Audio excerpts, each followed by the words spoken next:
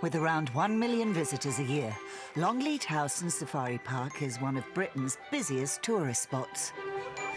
And we're going behind the scenes to find out what goes into keeping it all running 7 days a week.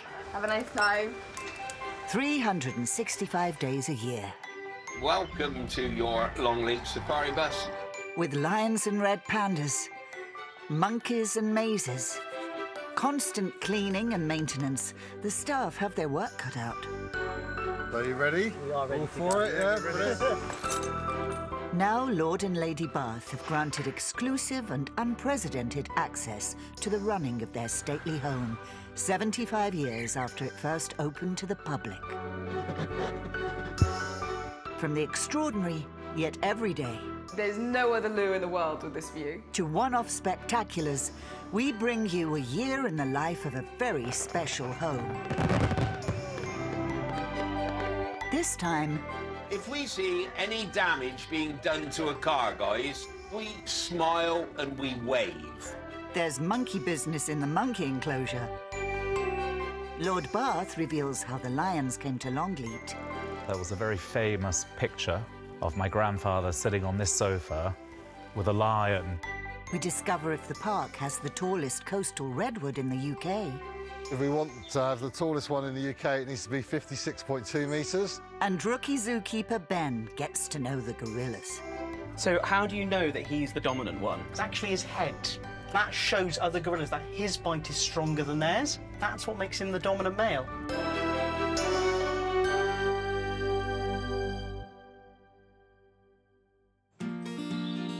Set in the heart of the Wiltshire countryside, 100 miles west of London and 30 miles south of Bristol, Longleat House Gardens and Safari Park welcomes up to 9,000 visitors a day. There you are, have a nice time. Its 600 full and part-time staff cover everything from park managers to gardeners, historians to handymen, Jump it up. Hello. lion keepers to cooks. But for many, the first member of staff they meet is safari driver Dave. I'm known as the legend.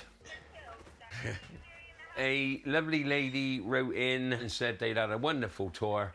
Dave is a legend, and the legend is stuck ever since. As for a tattoo on the arm. I love it where I'm meeting different people every day. All walks of life, old and young, and even little ones as well. And it's just a great job to be in. 4 times a day, Dave and his fellow drivers take up to 90 passengers on a safari tour. There's no scripts, it's all done in head, but I talk non-stop. I don't take a breath. So just give them a wave, guys. Oh, look, they're actually working.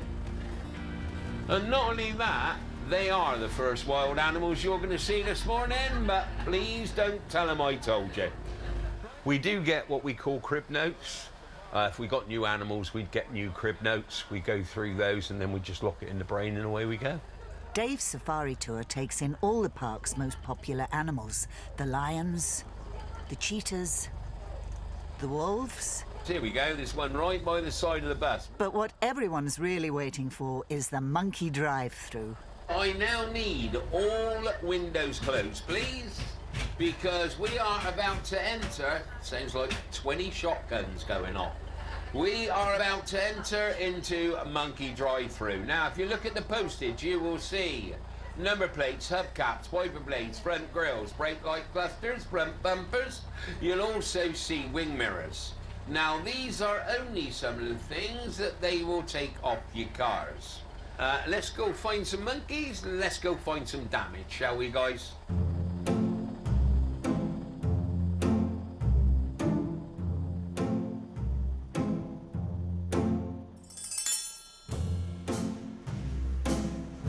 Now, if we drive past and we see any damage being done to a car, guys, what we do is we smile and we wave.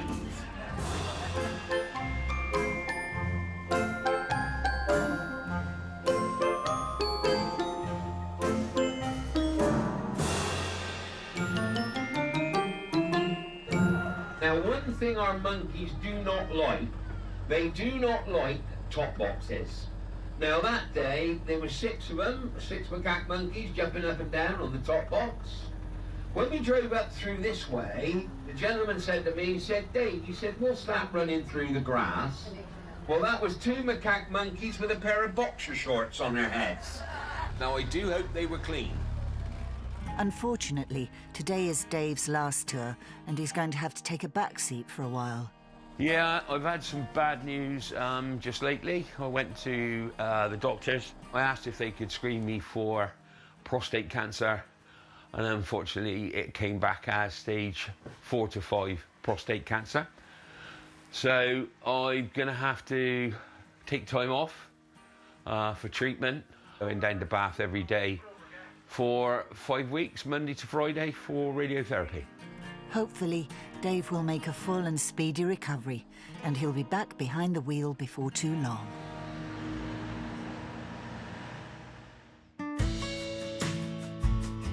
There are around 1,000 animals at Longleat, living in 2 distinct areas. In the drive-through safari, there's all the big cats. And the other large animals, rhino, giraffe, wolves, recent arrivals, the African painted dogs, all free to roam in large habitats. In Jungle Kingdom are the smaller, more sedate creatures: meerkat, sloth, tortoise. Animals the public can get a closer look at without risk to life and limb, mostly. And down at the walking safari, there's a new kid on the block. New keeper Ben is learning the ropes. Today, he's giving the desert-dwelling fennec fox enclosure a tidy. When I was very young, there were 2 things that I really wanted to do. First of all, I wanted to be an ice cream man. And the only reason I wanted to be an ice cream man is because I loved eating ice cream, and I thought that's what the whole job would be. But I realised after being taken to a local zoo that I just loved animals and I wanted to look after them. And for me, it didn't really matter what that job was. I must admit, I did imagine that it was going to be a little bit more cuddling than perhaps it is. But it's a lot of raking, a lot of poo picking, a lot of food chopping, and I wouldn't swap that for the world now. Ben is on a 3-month probationary. If he completes it successfully, he'll be made permanent. If he doesn't, well, there's always ice cream. But how did he become a zookeeper? Other than research and have passion and love for all animals, I did study animal management at college, and then tried to just gain as much experience as I possibly could. And then over the course of many years, applied to Longleat and managed to be successful this year. I think they're going to love the new raked enclosure. It's nice and flat, lots of places for them to dig, lots of tunnels that we've covered up so they can go burrowing through in the same way they would in the wild. So the only thing that's left for me to do is to let them out and see if they like it.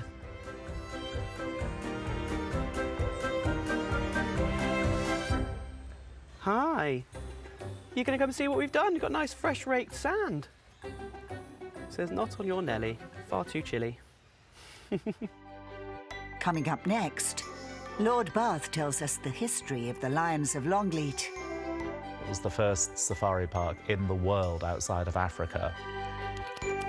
The forestry team find out if they have the tallest coast redwood tree in Britain. So it's really exciting. We just had a radio call saying that they are at the top of the tree. I imagine the view is fantastic. Hey, beautiful girl. And rookie zookeeper Ben gets up close and personal with the sloths. Having that little bit of close time with them feels very special.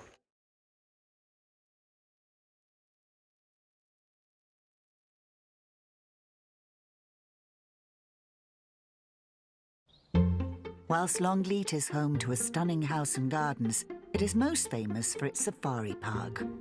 The safari has been going just short of 60 years, and there's a fascinating story behind its opening, as the current Lord Bath Sulin Thin explains.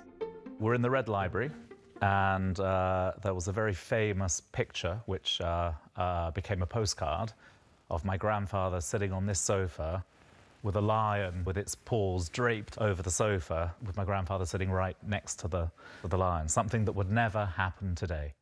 On Tuesday, the 5th of April 1966, the Lions of Longleat opened for the first time, and 164 cars paid the £1 entrance fee. It was the beginning of a revolution in how wild animals were shown to the public, and the end of 18 months of planning for the 6th Marquess of Bath. Well, the Lions came to Longleat as a result of a conversation and a negotiation between my grandfather and Jimmy Chipperfield of Chipperfield Circus. It started as a joint venture. They decided to bring 50 lions from Africa in a rickety old aeroplane to the Wiltshire countryside. And I believe the fencing that they used was old World War II prisoner of war camp fencing. So this was a bit of a shoestring operation to start with, I think. But it had never been done before. It was the first safari park in the world outside of Africa. Those 50 lions were free to roam 100 acres of fenced reserve. They came from zoos and circuses across Europe. 10 of them came from Kenya, where they were extras in the film Born Free and bought from the production company for £10 each.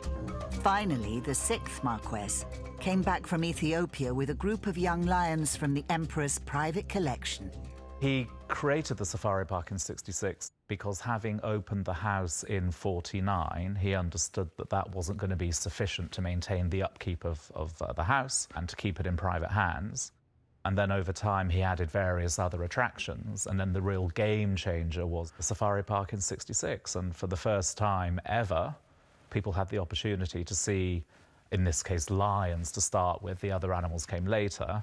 But to see lions in wide open enclosures, not a cage in sight, which was something absolutely brand new. So if you could imagine in the 60s, if you wanted to see exotic animals, either you went to a zoo, which back then would have been a pretty miserable experience with animals in really not very salubrious environments and cages and all of that sort of thing. You had to be a member of the super rich and be able to go on safari in Africa, and there was nothing in between. And so in '66, my grandfather changed all that and created an industry that hadn't existed before. Of course, there was never any guarantee that it would be a success, and many people were firmly against lions wandering around Wiltshire.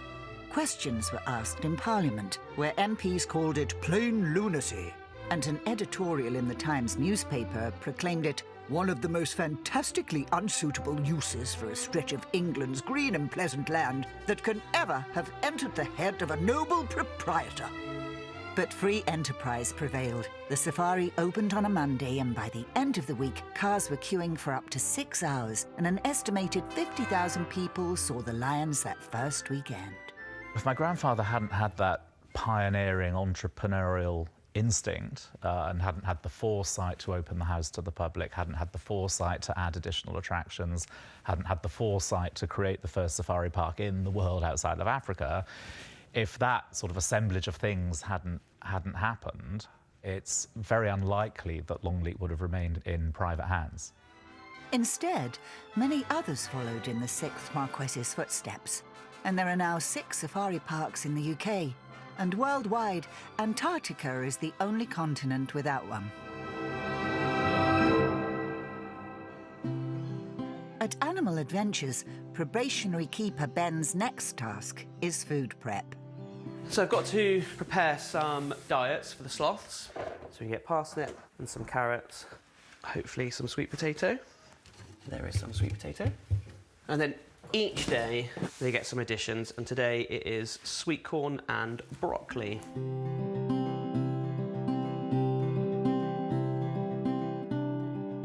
Ben has waited almost 15 years to get his opportunity at Longleat. It is an extremely competitive field of work.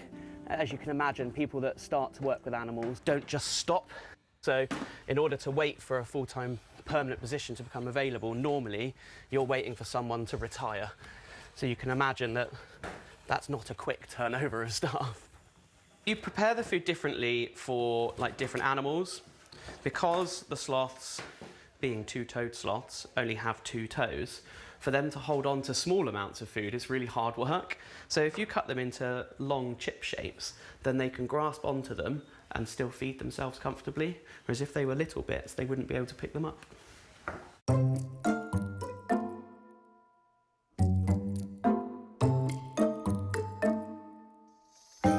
So all we're going to do is put that diet that we've just prepped for the sloths and separate it out into each of these baskets, and then we can hang that up around the sloth room, and it gives them the opportunity to sort of forage throughout the day and feed themselves. Encourages that same sort of natural foraging behaviour that we would expect to see in the wild. Truffles. She is fast asleep. Hi, baby. Having that opportunity to feed an animal, hi, really does help you to bond, create that relationship with it. Hi. Hey, beautiful girl. Oh, good morning. Having the opportunity to get as close to our animals as you do when you're feeding them is very rare, because it's one of the few opportunities that you are ever that close. These animals that we work with are not domesticated animals, they are wild animals that are kept under the care of a zoo.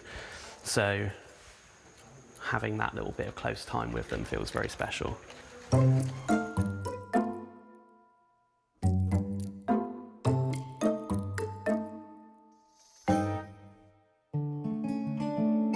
As well as the safari park and the house, the estate has over 4,000 acres of forestry, containing an estimated 1 million trees. Saplings are added to that number each year, and in 2024, 1,100 young trees were planted in Hazel Meadow behind the gorilla compound. The estate is also home to the largest coast redwood forest outside of America. Head forester Jim McConkey believes that one of the coast redwood trees could well be the tallest in the UK. So to see you guys. How you doing? A chance to it. Planted 150 years ago in 1874, Jim's hoping the tree can beat the current UK record of 55 metres. If we can get 56 metres, I'd be really happy. It'll put us up there for the tallest coast redwood in Britain. That'd be lovely. But the only way, as you know, is... Putting a tape measure up there. Get a tape measure on there. Charles and Simeon need to climb to the very top of the tree. But before they start, Charles catapults a guide rope over a branch halfway up the trunk. Right. We good to go? Yep, go.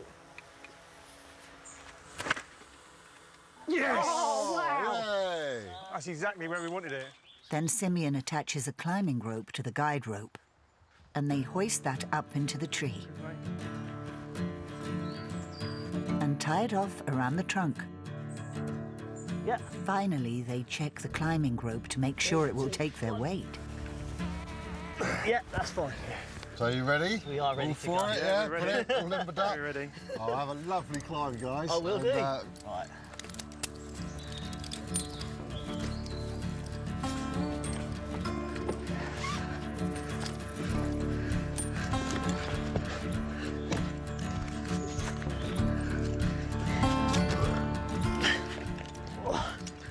It's really good to see them getting up there, they're climbing really quickly. They're getting through all the branches. Yeah, it's quite branchy in places. It's dead wood as well, so it's hard. And then the tree itself is actually spongy as well, so there's all sorts of textures to go through. But yeah, it's going to be a little while yet till we get our final results. Yeah, these branches are getting a bit flimsy. I am very excited about the final results. Been a lot of talk about this tree in my time at Longleat, and to actually have some information about it, it's going to be really exciting. Can you imagine this tree in 300 years' time? It's going to be mental. Oh, wow. We're getting Slim Jim up here. Finally, they edge closer to the top. Right, so we're right at the top now. So we are getting to a point where we have to be quite delicate with this foliage. So Jim down there is going to be getting very excited. So it's really exciting. We just had a radio call saying that they are at the top of the tree, which is amazing. I imagine the view is fantastic. While Simeon and Charles wait at the top of the tree, back on the ground, Jim prepares the tape that will be used to measure the redwood. So what we're doing is tying the tape to the top of this pole. This is a telescopic pole we're going to send up to the top of the tree. The idea of this is that we'll be able to reach up to the leading shoots so we can get the total height of the tree, because the tree is very, very brittle at the top and obviously we can't climb it. Also, it's very skinny, we can't climb it. So this pole here will open out. How long is this tape? So the tape is 100 metres and this extendable pole is going to go up to 4.5 metres. This can ensure that they were able to reach the very tip without snapping any new growth out, and then one will descend and bring the tape down. Yep, all good. Charles now hoists up the tape measure and the telescopic pole. Is it coming up all right? Yeah, it's coming up fine. So now we've just got to set it up. Then I've just got to run it down. Don't drop it. Really? I've got it. Hang on, Do you want me to hold the pole for you? Because the very top of the coast redwood is too delicate to carry their body weight, Simeon and Charles use the telescopic pole to stretch the tape measure to the tree's tip. Oh. A bit higher. There? Is that good? Okay. Right, I'm going to descend now. I'm going to start coming down. Once the top of the telescopic pole is level with the tip of the tree, Charles holds it in place while Simeon shimmies back down, unfurling the tape measure. They're coming down the tree. I can see them now. The tape's beginning to appear. It's quite exciting. I've got the measurements of what we hope to get or to beat here in my hand. And if we want to have the tallest one in the UK, it needs to be 56.2 metres. But if we want the tallest one in Europe, then it's 63. And I don't think we're anywhere near that on this tree. But it'd be really nice to have the tallest coast redwood in Britain. Not normally competitive, but this has got me quite excited. The tallest coast redwood in Europe is in France. The tallest in the world is in America and is a staggering 116 metres. But having the UK record would be quite something for the estate. Hold it straight, Chaz. Right, what does it need to beat? We need to beat UK. 56.2. We are at 57.2. Yes, That'll do me. 57. Hey. Yes. Yeah, so about halfway. Well done. Well done. Oh, you've done the climb. Congratulations. Oh, thank you. And that thing is still growing. It's still 5 going, years' isn't it? time, that'll be, we'll see. Lovely. Brilliant. Top trunks. Well done, You everyone. all right? Yeah. That went well. That was good, wasn't it? Yeah. That was good. I believe you brought a suitcase. Fantastic result. Coming up next, Gorillas are one of the most peaceful animals you are ever going to encounter. we learn some interesting facts about gorillas. They're 100 times less deadly than a bourbon biscuit. And Lord Bath shows us his secret hideaway. This is my favourite space because it's one of the few places on the whole of the Longleat estate where you have absolute privacy, and you also have the very best views.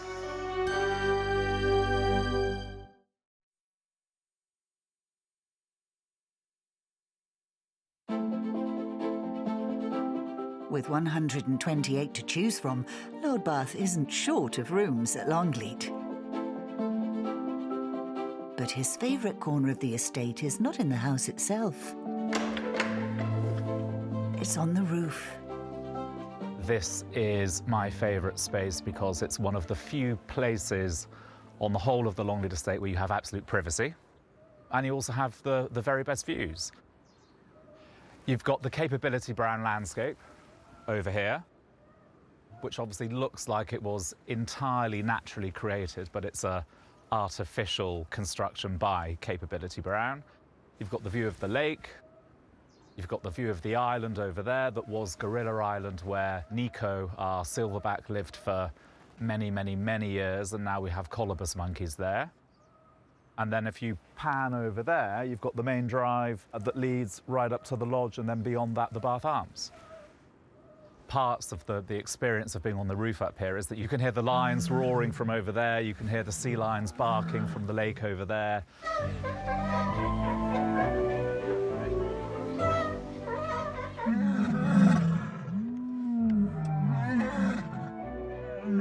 Longleat House was built around 1580 and has been in the Thin family for 16 generations. This year is a significant anniversary for both. This year's so special because it's the 75th anniversary of the opening of the house to the public.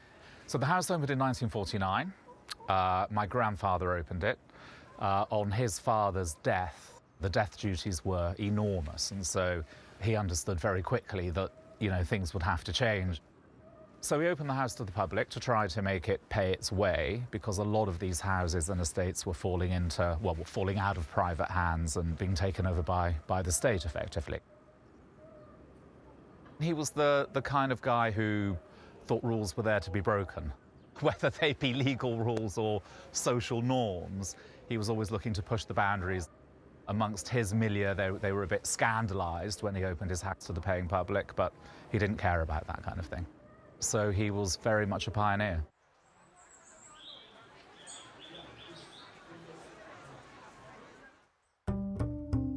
Today, there are 22 lines at Longleat, split into 2 prides, and with 25 acres of Wiltshire countryside to roam in.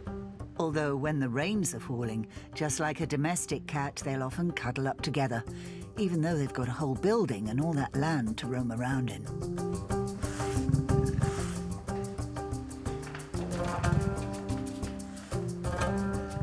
Lions have been here for 58 years now, and carnival keeper Ian has looked over them for 49 of those. Harry, what? I know.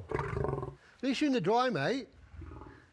At least you're in the dry. So I started here in 1975, so coming up to 50 years. And obviously, these lions weren't around in those days. They've well gone. But I've known these lions from little babies growing up and stuff. Harry, you going to come and say hello?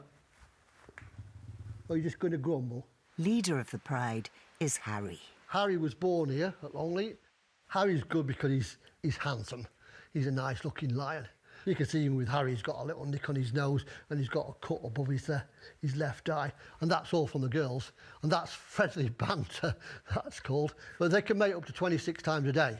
Every time he mates, he bites the back of the female's neck to stimulate her. She then rolls on her back, smacks him round the face and gets off. So you imagine 26 times, you're going to get caught once. And he's got 6 girls to look after here. Jump it up, hello. And you can see, look, all the claws, look. That's what does all the damage, isn't it? Eh? She's a good girl. The original 50 Lions of Longleat were the springboard for a breeding programme that established prides in parks across the world. Several generations later, many other lineages have been added to that original gene pool. But was Harry a descendant of the Lions of 66? If you had the family tree, probably somewhere on that family tree, Harry will be there.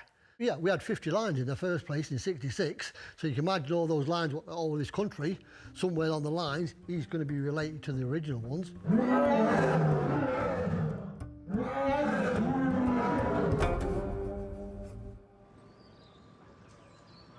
One of the most popular attractions at the park is the boat safari, a cruise on the man-made half-mile pond, taking in the sea lions,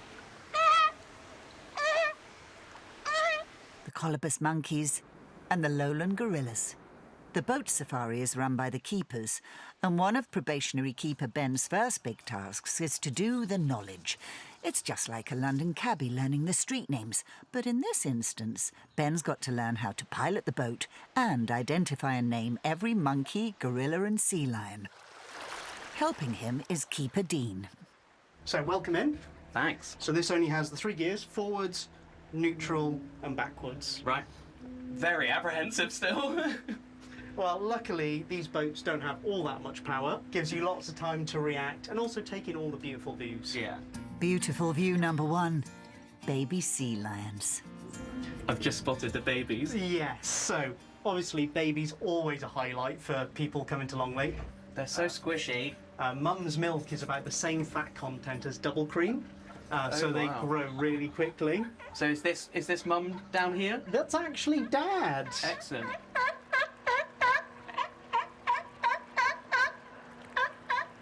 So that is Memphis. So the way to tell him apart is when we see the other sea lions, he is considerably bigger, but he's also getting this quite large forehead.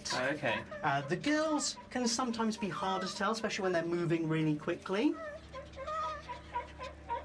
So, we are coming up to the gorilla colony. That is the dominant silverback, Keisho. So how do you know that he's the dominant one? So he's a little bit wider than his brother Alfie, who's the one laying down next to the house. Yeah. But the most important thing is actually his head. When he popped it up then, you can see it kind of comes to a little cone-shaped point. Yeah, massive forehead. Yeah, so that's called the crown. That's the migration of his jaw muscle. And that shows other gorillas that his bite is stronger than theirs. Okay. That's what makes him the dominant male. So nothing to do with the silverback at all? No, that's all just to do with maturity. Wow.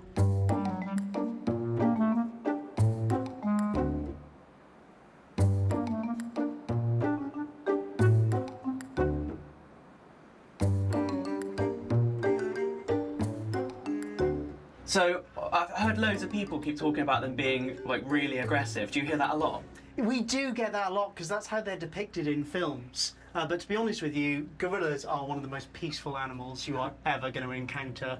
In the last 100 years in the wild, there's only really been about 3 people killed by western lowland gorillas, which is phenomenal when you consider there's around 1,000 people per year by hippos. Oh, wow. There's like 14 by vending machines, 12 by champagne corks, 6 by ants and 4 by biscuits. They're 100 times less deadly than a bourbon. Let's hope Ben's been taking notes, as we'll be back to see him not only pilot the boat, but also give his first on-board commentary for paying members of the public. Still to come. Come on, Lions! Let's go! Red alert! We've got an emergency situation in third section. We've got a guest star that's crashed into the tree. There's an emergency in the lion enclosure.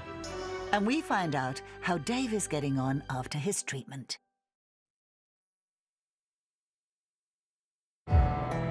One of the downsides of running an attraction that receives around 1 million visitors a year is that inevitably, although very rarely, a car will break down in the safari park. That's fine if it's in an area with gentle animals like the zebra and the giraffe. But if a breakdown occurs in one of the carnivore habitats, it has the potential to get tasty. Which is why the zookeepers hold regular unannounced drills. Today, the park's longest-serving keeper, Ian, is going to spring a surprise on the rest of the staff.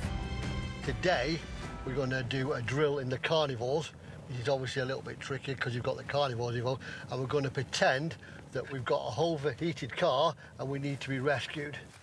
Obviously, the downside is they'll recognise me as I am, so we're going to do a little bit of a disguise job, so hopefully they won't be able to spot us. We've got an unmarked car, so we can go in that so they don't know it's us. And for added authenticity, Ian's also going incognito as well. What do you reckon? Would you recognise me? Ian's first challenge will be getting through the entrance gates without being recognised. Can I have one senior, please, and one child? We don't have to do a senior ticket, so it'll just be one adult. Thank you very much. Thanks for that, then. Well, the good thing is I don't think he recognised us, which is the main thing. And we had a conversation this morning. The disguise might be daft, but the drill is deadly serious. In my time here, we've had at least 4 major car fires. The main one we had was in the Tigers. They were parked next to the Tigers. And then obviously he went to pull away and the engine wouldn't start. But then he had smoke coming in the cab with him and flames were coming out of the bonnet. The carnivore team ushered the Tigers back into their pound and then rescued the family. At the same time, somebody had called the fire brigade, because we obviously knew it was a proper fire then, it wasn't just smoke and the overheating. It was a complete utter wreck, the car. And that's why in every section of the carnivores, there's always a patrol person all the time watching out for cars in trouble, breakdowns, and coming to our assistance. On patrol in the Lion Reserve today is carnivore keeper Ryan. He's being accompanied by a camera operator. Ryan thinks the camera's here to film Harry and his pride. He knows nothing about the drill. The public are driving through the park as normal, and Ian has just arrived in the lion enclosure. I reckon if we just park up here sort of opposite this gate, because then the lions are going to be chased down towards us. And then we can see a bit of action, what's going on. Every visitor to the safari park is told that if they break down, they should sound their car horn and the keepers will come immediately. So engine off, pretend we broke down, handbrake on, let's see if we get any assistance. Oh, I've just got a guest car, sound their horn, I say. Go make sure they're all right. Keeper Ryan reacts immediately and steps into action. But will he rumble its fellow keeper Ian in the car? We've got a horn going off. What? Broke down! So I can tell it's Ian already, so what we're going to do, we're going to run a drill on this one. Although Ian has been rumbled, the drill must continue. Ryan, just to put you at ease, this is a drill. Okay. But we want you to pretend it's not. We can't move, we're stuck. The vehicle won't start, it's broken down. Yeah. I'm stressed. Yeah, that's fine. Well, it's all going to be okay if you just want to stay in your vehicle, stay nice and calm. We're now currently getting the lions in. Yeah, because we had a bit of smoke coming through, so it could be getting on fire. Okay. But yeah. Ryan follows the protocols exactly as he would in a real breakdown. Kaylee, we've got an emergency situation in third section. We've got a guest car that's crashed into the tree. Can we get some assistance, please? Morgan, do you want to get the slider open? We'll start getting the lions in. Yeah, sounds good. Keeper Morgan joins the drill. He opens the gate to the lion's secured pound and begins to herd them into it and away from the broken down vehicle. Come on then, Beryl, in you go, darling. Come on then, lions! Let's go! Come on then, lions, we're going in! The lions are used to being ushered into their pound at the end of every day, but that's when the public have already left and there are no cars to navigate. Izzy, can you start directing any more traffic coming through out the middle gate, please? The gates to the lion enclosure have now been closed to the public and the cars inside are being led out. Okay, lions are going in. What I don't want is them to climb up onto that climbing frame, so I'm going to back off a second. Okay, Betty, you can go out there. What we'll do, we'll get Malika in. Malika's the boss, so hopefully the rest of them are going to follow Malika in after that.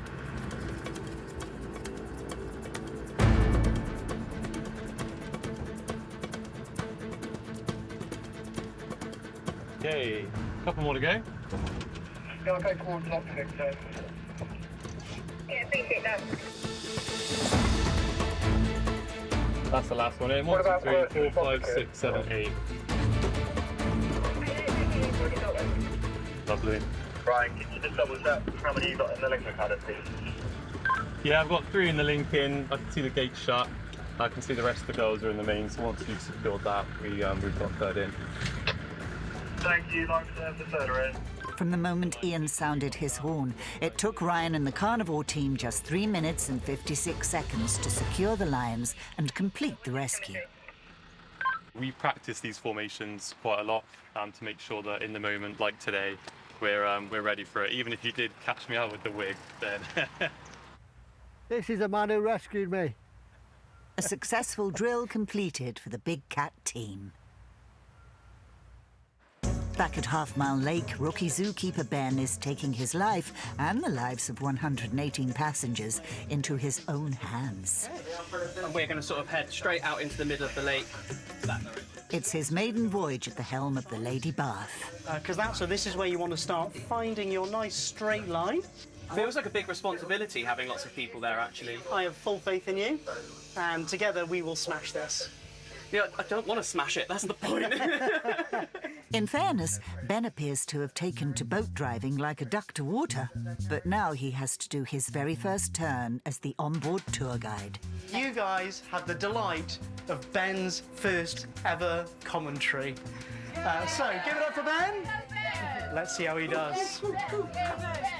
Having crammed hard to absorb the knowledge, will he remember all those animal names, facts and statistics? We have 5 adult sea lions here at Longleat. That's Memphis. Memphis is quite obvious to spot because he's a great big fat sea lion with a massive forehead and about 7 chins, all right? So you'll see him. You'll also see Belle, Rue and Ida, and of course Molly as well.